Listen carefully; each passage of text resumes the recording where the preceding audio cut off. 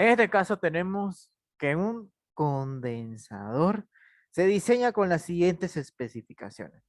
Primeramente, sabemos que es un intercambio de tubo y coraza, dos pasos por los tubos, un paso por la coraza, tubos de cobre calibre 18 BWG de 3 cuartos de pulgada, longitud igual a 2.5 metros. 220 tubos por paso, una velocidad del agua por los tubos igual a 1.5 metros por segundo, temperatura del agua de entrada igual a 22 grados Celsius, fluido caliente es vapor de agua y en el lado de la coraza tenemos una presión absoluta de 143.27 kilopascales. El coeficiente de convección para el vapor es de 8.52 kilowatts sobre metros cuadrados grados centígrados. La resistencia por incrustación en el agua es del 0.22 metros cuadrados grados centígrados sobre kilowatts, al igual que la resistencia de incrustación es de 0.09. Calcúlese la temperatura del agua a la salida y la cantidad de vapor que se ocupó en el proceso. Bien. Así que para este ejercicio se les puede presentar directamente que tengan estos datos e incluso no tengan que analizar el tema de la coraza, porque muchas veces les dan a ustedes el coeficiente de convección. Bien, porque cuando hacemos un análisis a detalle, nosotros calculamos justamente ese coeficiente de convección. Ahora, nosotros tenemos un intercambiador de material de cobre cuyo calibre es de 3 cuartos de pulgada de 18 BWG. Bien. Y un coeficiente de convección de 8.52 kilowatts sobre metro cuadrado grado centígrado. En este caso tenemos vapor, que desconocemos la cantidad y mucho menos la temperatura que ingresa por el lado de la coraza. En cambio, tenemos agua que ingresa a una velocidad de 1.5 metros por segundo y una temperatura de 22 grados Celsius. Bien, ingresa por la zona de los tubos, pero desconocemos a qué temperatura sale. Vamos a tener una temperatura de salida de 1.5 metros cuadrados. Bien, entonces, eso en cuanto a la interpretación. Ahora, para propiedades físicas sabemos que a una presión, ustedes se van a la tabla A9 de transferencia de calor y masa de Yunus Engel y vamos a calcular su temperatura de saturación y su entalpía de saturación. Porque al trabajar con vapor en sí, nosotros necesitamos calcular su entalpía de vaporización y en el Yunus Engel aparece así. Y si no, van a tener que calcularlo, ¿bien? Teniendo como dato la entalpía del vapor y la entalpía del líquido medidos a la misma presión o temperatura. ¿Bien? Y obviamente la resta es lo que se le conoce como la entalpía de vaporización. En cuanto a las propiedades físicas del agua, desconocemos en sí su temperatura media porque no conocemos a qué temperatura media se encuentra, ya que para calcular temperatura media nosotros necesitamos tener temperatura de entrada y de salida. Para el dato de los tubos, sabemos que es de cobre 18 BWG, cuyo diámetro nominal es 3 cuartos de pulgada. Entonces ustedes se van a la tabla 10 de procesos de transferencia de calor del Donald Kerr para calcular tanto el diámetro interno como el diámetro externo.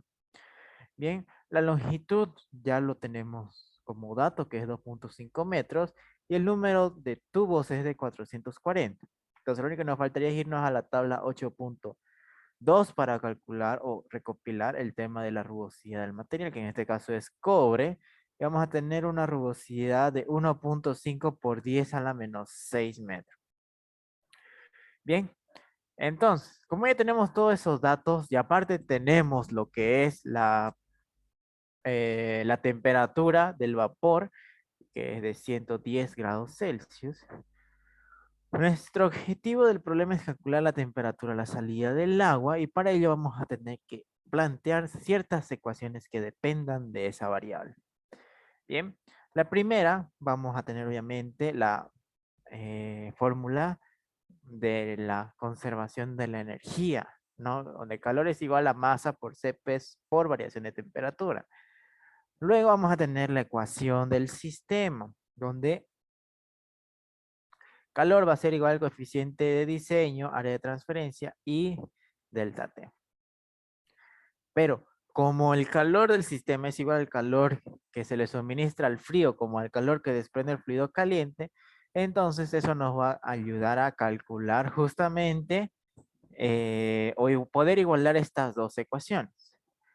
Ahora, cuanto al área de transferencia, sabemos que es número de tubos por pi por longitud por el diámetro externo de los tubos. Como tenemos todos esos datos, tanto el número de tubos como la longitud y el diámetro, vamos a tener que el área de transferencia es 61,53 metros cuadrados. Bien, ¿hasta aquí tienen alguna duda?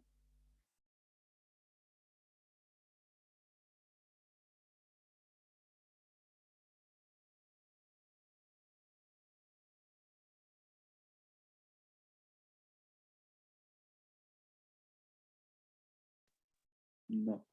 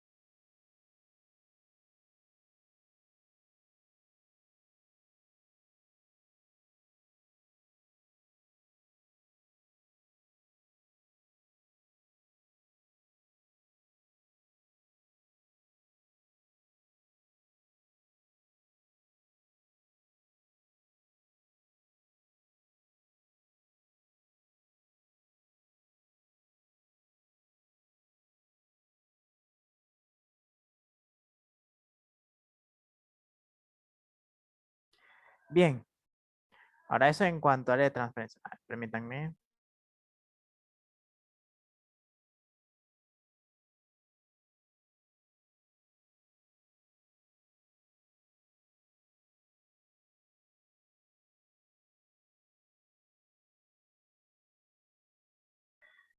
Ya.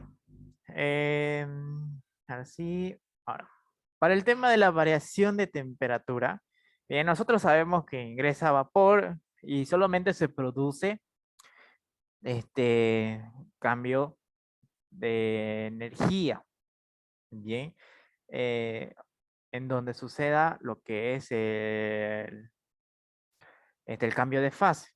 Bien, y para el cambio de fase, para un intercambio de energía, solamente mantiene constante su temperatura. En cambio, vamos a tener una temperatura de entrada de 22 grados Celsius y desconocemos a qué temperatura debería salir. Bien, entonces, si nosotros aplicamos lo que es el delta de temperatura, va a ser igual al factor de corrección multiplicado por la media logarítmica. Sabemos que la media logarítmica trabajamos como si fuese en flujo este, contracorriente, entonces ya sabemos temperatura en la zona caliente menos la temperatura en la zona fría dividido entre el logaritmo neperiano entre la zona caliente sobre la zona fría. Bien, entonces, si despejamos o reemplazamos todos los datos que manejamos, vamos a tener temperatura de entrada de los 110 y la temperatura de salida del fluido. Bien, teniendo como dato lo que es la temperatura del 22 grados Celsius, vamos a tener como incógnita lo que es la temperatura a la salida. ¿Ok? Entonces, reemplazando justamente esos datos de la logarítmica, sabemos que cuando se trabaja con intercambio de fase, el factor de fricción, bueno, intercambio de, de energía por cambio de fase, bien, sabemos que el factor de fricción, el factor de corrección es igual a la unidad, solamente cuando trabajamos con condensadores o directamente cuando mencionamos o tenemos en cuenta el vapor. ¿Ya? Ya cuando vemos líquido, líquido con líquido directamente, sí o sí estamos obligados a calcular el factor de corrección por medio de las tablas. Pero en este caso, como es cambio de fase, solamente este, directamente colocamos igual a la unidad. Entonces, si es igual a la unidad, directamente el delta t es igual a la media logarítmica. Entonces, lo único que me queda es el tema del calor suministrado al fluido. Bien, reemplazo justamente los datos, pero aún me falta calcular tanto el flujo másico como como el calor latente. Entonces, igual a lo que es calor igual a calor, y reemplazo justamente esos datos. Y aparte, reemplazo todos los datos que manejo en cuanto a área, media logarítmica y temperatura de entrada. Bien, veo que aún me queda como incógnita tanto el coeficiente de diseño, obviamente la temperatura a la salida del agua, flujo másico y CP. Bien, entonces, hasta aquí tienen alguna duda. Bien, por si acaso, todo este planteamiento es simplemente con el objetivo de poder tantear, ¿no?, una temperatura y así hallar las diferentes propiedades físicas y comprobar del que el tanteo así esté correcto. Así que, ¿alguna duda?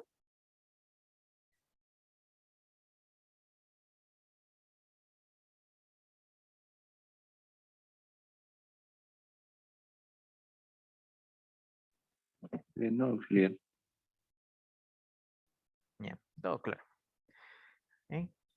Ese es el pequeño detalle, lo complejo de la materia, en donde, como se dice, no tienen que centrarse o no tienen que ser tan mecánicos directamente a la fórmula, a la respuesta. Tienen que analizar cómo poder resolverlo, bien, qué caminos tomar y ver si de verdad necesitan tanteo. Va a tener que tantearse.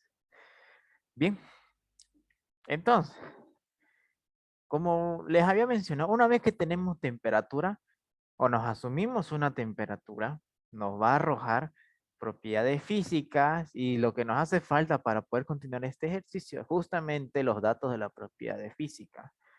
Bien, entonces, vamos al primer tanteo. Bien, para poder iniciar su primer tanteo, ahorita me voy para el perfil, ustedes tendrían que colocar una temperatura coherente de acuerdo a su perfil de temperatura. Bien, sabemos que en un flujo en contracorriente, la temperatura del fluido frío jamás podrá ser superior a la del fluido caliente. ¿Ok? Incluso, así de manera experimental, ustedes colocan agua a 5 grados, ¿ya? Y un agua hervida a 100 grados, a punto de evaporarse, ¿bien? La resultante, o una vez que sucede el intercambio, no van a tener el agua, por encima de los 100 grados, no van a tener 110, 120 y así sucesivamente. Bien, lo mismo pasa con con el fluido frío, pero con el agua, con el fluido caliente. Sabemos que tenemos 100, pero el agua a 20 grados no van a tener el fluido caliente a una temperatura de 10 o 0 grados a punto de congelarse, ¿no? Eso jamás va a suceder. Simplemente van a encontrar una temperatura intermedia, ¿ok?, en donde ambos fluidos entren en equilibrio térmico, ¿ok? Donde un fluido ya no pueda liberar más energía como el fluido caliente ya no podrá recibir más energía. ¿Ok?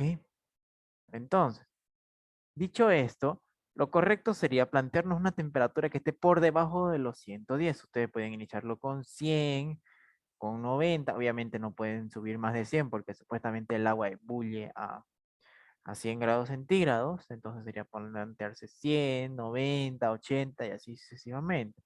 Bien, en mi caso,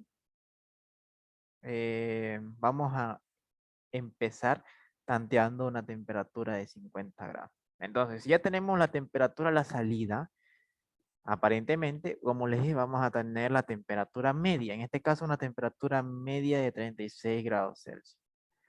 Bien, con eso vamos a recopilar ahora sí las propiedades físicas. Si nos vamos a la tabla a 9 de transferencia de calor de Yunus-Engel, vamos a tener densidad, viscosidad, calor específico, conductividad y número de Prandtl. Bien. Ahora, en lo que es analizando, en cuanto una vez que tenemos las propiedades, podemos ir analizando los tubos. Bien, como es de costumbre, sabemos que primeramente tengo que calcular la velocidad másica. Yo sé que el flujo másico, perdón, la velocidad másica es igual al flujo másico sobre el área de flujo. Entonces, el área de flujo total, yo sé que es el número de tubos por el área de flujo de un tubo dividido entre el número de pasos. Y el área de flujo de un tubo simplemente es pi cuarto por el diámetro interno al cuadrado.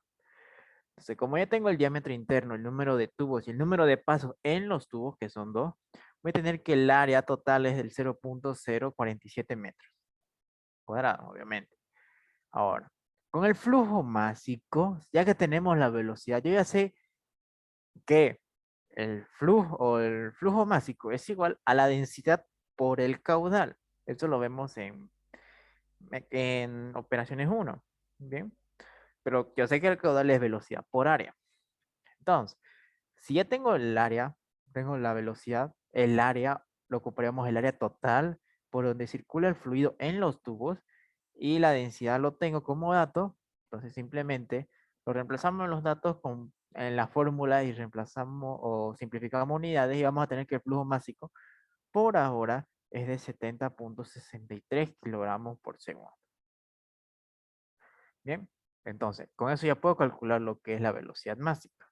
Ya sé, la velocidad másica es 70 por 63 kilogramos por segundo y el área de flujo del 0.047. Entonces, con eso vamos a tener que la velocidad másica es de 1490.43 kilogramos por metro cuadrado por segundo. Bien, eh, ¿alguna duda hasta aquí?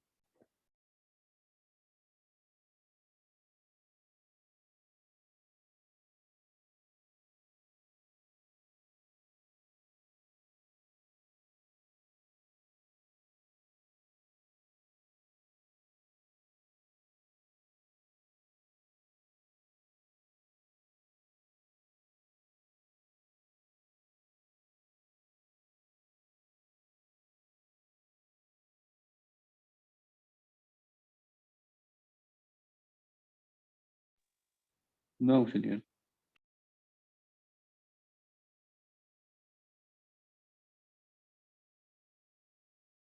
Bien, entonces ya tenemos la velocidad másica, ya saben que podemos calcular número de Reynolds. Reynolds es igual a la velocidad por el diámetro sobre la viscosidad. Entonces, como ya tenemos la viscosidad de la propiedad física y la velocidad másica anteriormente calculada, simplemente lo reemplazamos en la fórmula y vamos a tener que el Reynolds es igual a 34.932. Entonces, ya saben, Reynolds mayor o igual a los 4.000, el sistema se comporta en régimen turbulento y si es turbulento, vamos a ocupar Colebrook. Bien, para Colebrook simplemente vamos a necesitar lo que es la rugosidad del material, sabiendo que es cobre, el diámetro interno y el reino lo anteriormente calculado, vamos a tener que el factor de fricción es el 0.022. Bien, entonces, una vez que tenemos calculado el factor de fricción, me falta hallar el número de Nusselt por medio del factor de fricción, el reino y el número de Pram. Y justamente reemplazamos esos datos que ahora lo tenemos y vamos a tener que el Nusselt es de 205.7 a dimensionar. Y como ya tenemos Nusselt, solamente nos faltaría calcular el coeficiente de convección en la zona de los tubos. Entonces reemplazo lo que equivale al Nusselt, la conductividad térmica y el diámetro externo, y voy a tener que el coeficiente de convección es de 7215 watts sobre metro cuadrado grado centígrado. Entonces, como es muy alto, puedo convertirlo directamente a kilowatts. En este caso es de 7.21 kilowatts sobre metro cuadrado grado centígrado. Ahora, como tengo el coeficiente de convección en la zona de la coraza, fácilmente puedo calcular el coeficiente teórico. El coeficiente teórico es simplemente el producto de ambos coeficientes y entre la sumatoria de los mismos coeficientes. Bien, entonces reemplazo justamente esos dos datos y voy a tener que el coeficiente teórico es del 3.9 kilowatts sobre metro cuadrado grado centígrado.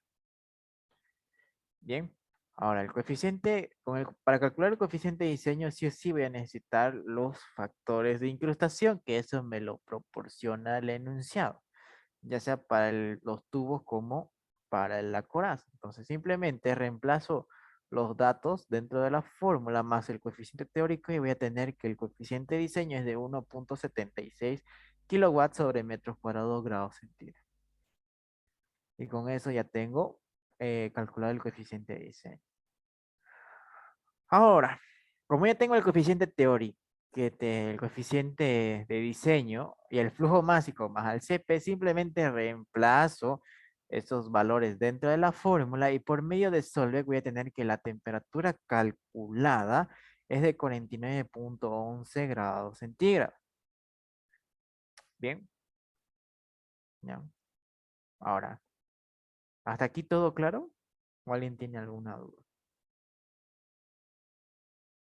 Porque el flujo másico ya lo hemos calculado con la velocidad. Yo le dije que el flujo másico es la densidad por el caudal. Y el caudal es velocidad por el área total de flujo.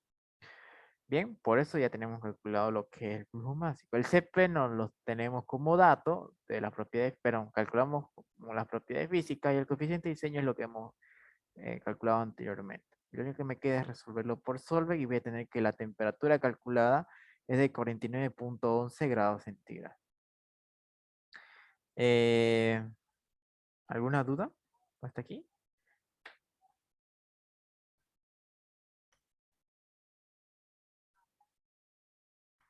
¿O alguien? ¿Todo claro?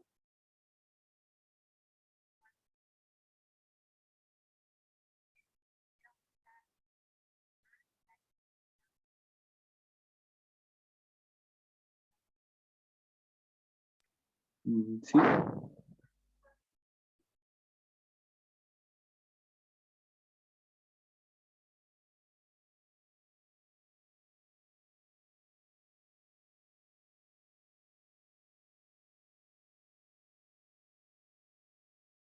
Para escoger 50 grados como primer tanteo, ¿se basó en algo o fue cualquier valor?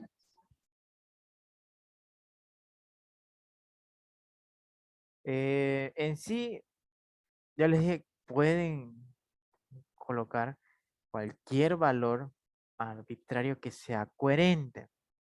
¿Entienden? Al tratarse de agua, obviamente no pueden colocar más de 100 grados porque ebullie. Y estamos trabajando con líquidos. Y tampoco puede ser, digamos, por encima de los 110 porque yo les había explicado de que el fluido nunca se espera que tenga como resultado una temperatura superior al otro. ¿Entienden? Así que simplemente yo agarré, digamos, porque es más sencillo, yo le puse 50 grados, un número entero. Ustedes podrían haber hecho con 60, con 70 o directamente con 30 a ver qué les arroja. ¿Ya? Ese es el detalle. Ahora, ya una vez que ustedes escogen, ya hacen el mismo procedimiento. Lo único que es moroso es el tema de la recopilación de datos. Bien. Eh,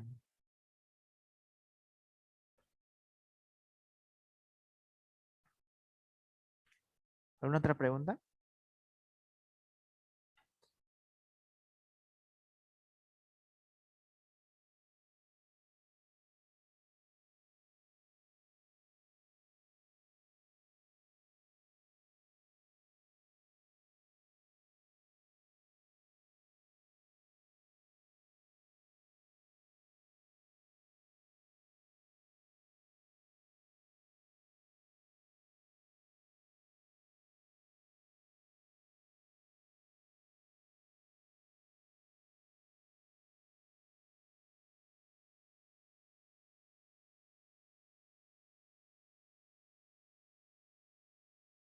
Bien.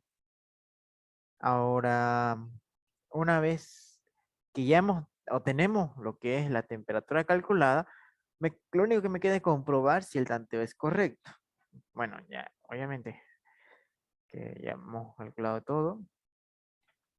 Entonces, la forma correcta es yéndonos por el tema del porcentaje de desviación, sabiendo que tenemos una temperatura asumida de 50 y una calculada de 49.11. Bien, entonces, aplicando lo que es el porcentaje de desviación, vamos a tener que el porcentaje es el 0.017. Pero en este caso el ingeniero ha querido que sea muy exacto el tanteo, así que obligatoriamente vamos a tener que hacer un segundo tanteo, a pesar que sea muy exacto. Y eso que este valor es, para no realizar un tercer tanteo, yo le puse esto de 0.001. En ese caso, el ingeniero recomendó que en el examen quería ver un porcentaje de desviación igual a 0. Igual, no.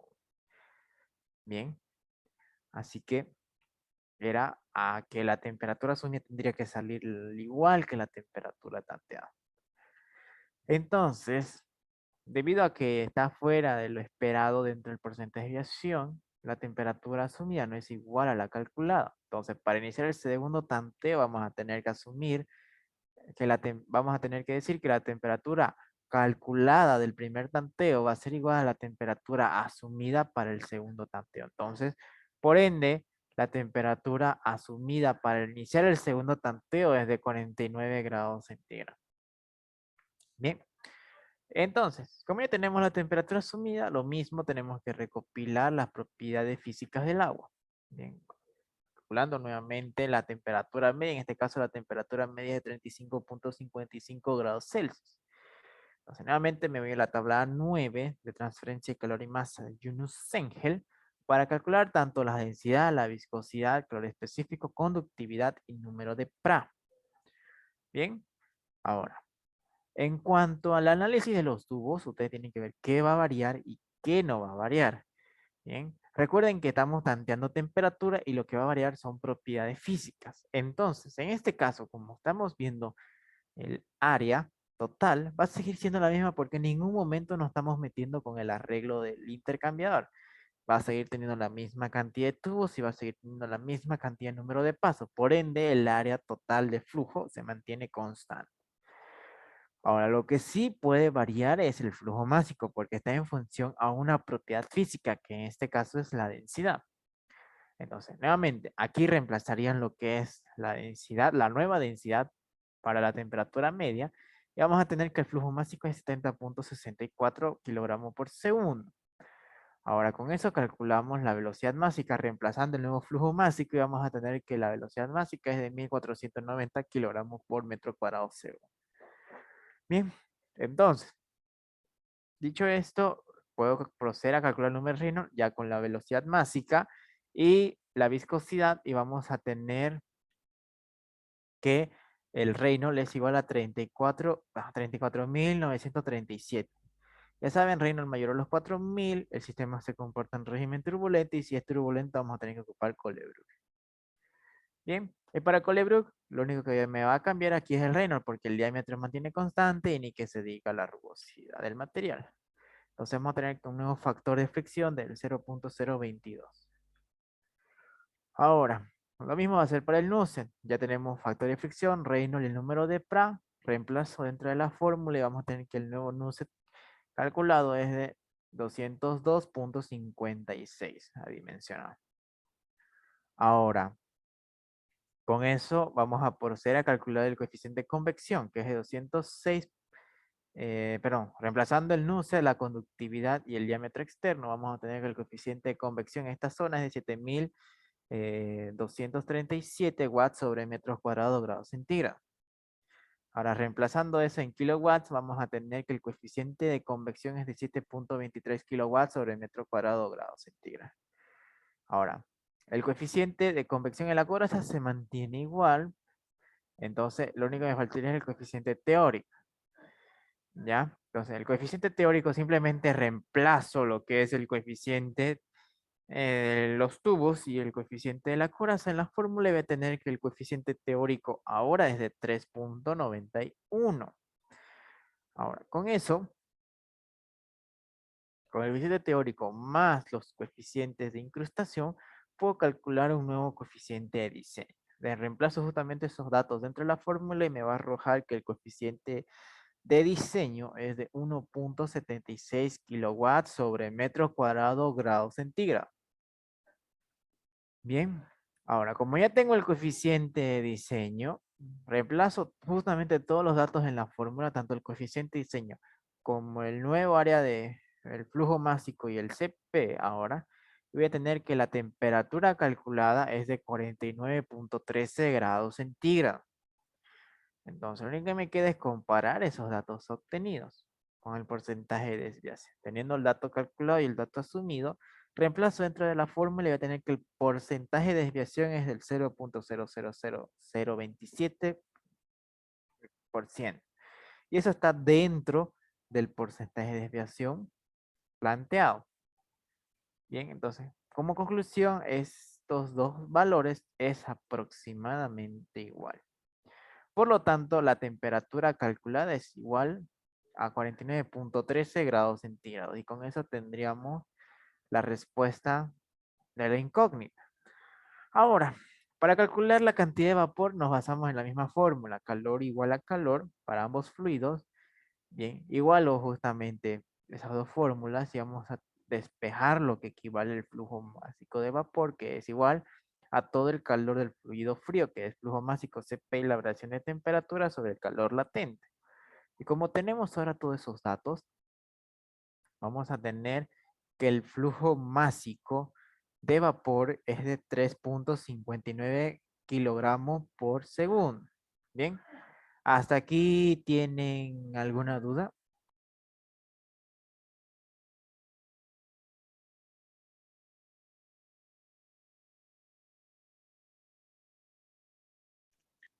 Siempre vamos a hacer esa igualación del que el calor frío es igual al calor caliente. Si gustan. Es que como no es necesario ahorita calcular el calor, simplemente estoy obviando ese paso. ¿Me entienden? Si no, ya como es costumbre, ustedes calculan calor del fluido frío porque ya tienen todas sus variables, pero nuevamente tienen que aplicar la fórmula de calor del fluido caliente para hallar el flujo másico de vapor. ¿Me entienden? Pero para este caso simplemente obvié un paso y directamente ocupé esa igualdad, ¿no? Pero es el mismo, no hay problema.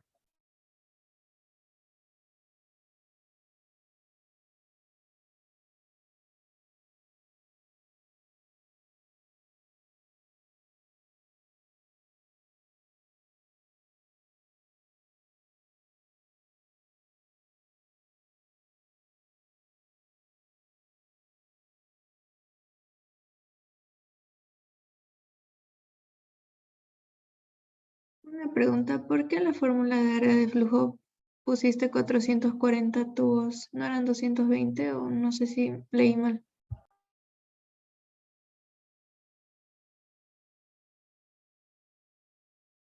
A ver, veamos. No fue error mío. Ah, ya. Es 220 tubos por paso. Bien. Normalmente cuando es por paso, aquí faltaría multiplicar la cantidad de tubos, la cantidad de pasos que tienen los tubos. Y como son dos, simplemente es 220 por 2, son 440 tubos en total. ¿Bien? Gracias. ¿Alguna otra duda más?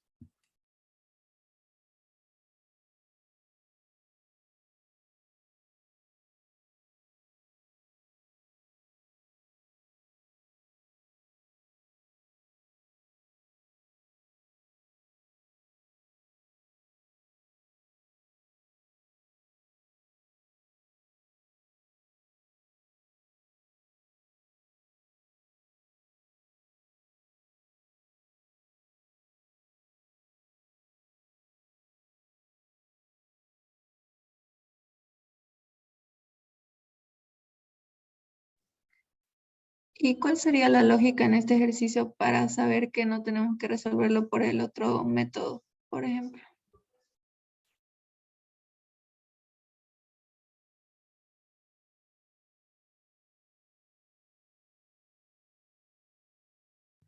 En sus variables que le faltan.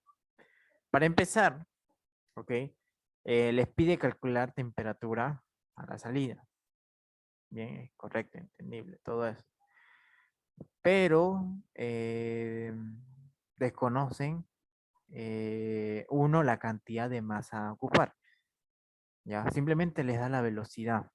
Así que, digamos, no podemos irnos directamente a la fórmula del flujo másico del fluido, eh, del fluido caliente, del fluido frío, bien, porque justamente nos hace falta un valor y tampoco podemos irnos por el flujo, por el calor específico, porque igual es una propiedad física y necesitamos las dos temperaturas para poder encontrarlo, a no ser de que el enunciado les diga como dato. Bien, ahora, como justamente tenemos varias incógnitas faltantes, porque la temperatura del vapor fácilmente lo hallamos por tabla, así que digamos no es tan necesario. Bien, pero igual una incógnita es el vapor, tampoco nos serviría ahí. Bien, ahí van a tener más incógnitas que fórmulas a plantear. Bien, por eso es que se ha llegado a la conclusión de poder hacer un tanteo. Es lo que se hace en operaciones 1. ¿Qué es lo que pasa cuando tienen más incógnitas que fórmulas para resolver un ejercicio? Obligadamente van a tener que hacer un tanteo. Van a tener que asumirse una variable para eliminar una incógnita y comprobar de que ese valor es correcto. ¿Bien? Lo mismo que se hacía en OP1 se vuelve a hacer acá, pero para la tubería en serie, ¿no? Aquí en operaciones 2 se tantea temperatura. Bien. ¿Alguna otra pregunta más?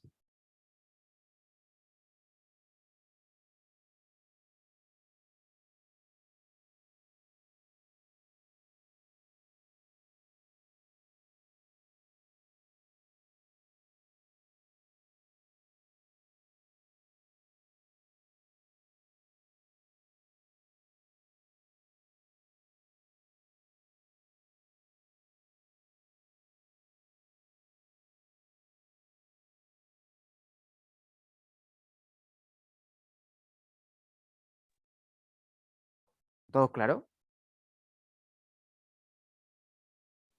Sí,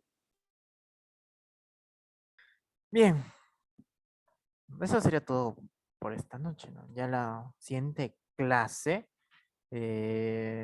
concluiríamos con la parte de que en la parte de eficacia para tubo y coraza, y le confirmo la hora de su auxiliatura presencial, que va a ser sábado. Bien, y si alguien tiene la facilidad de poder conseguir aula, ya se los agradecería de antemano. Y así me dicen ese día, sabe que yo puedo conseguir aula en tal módulo ya para directamente ir a ese lugar, ¿no? Ya eso les aviso de antemano. ¿Ok?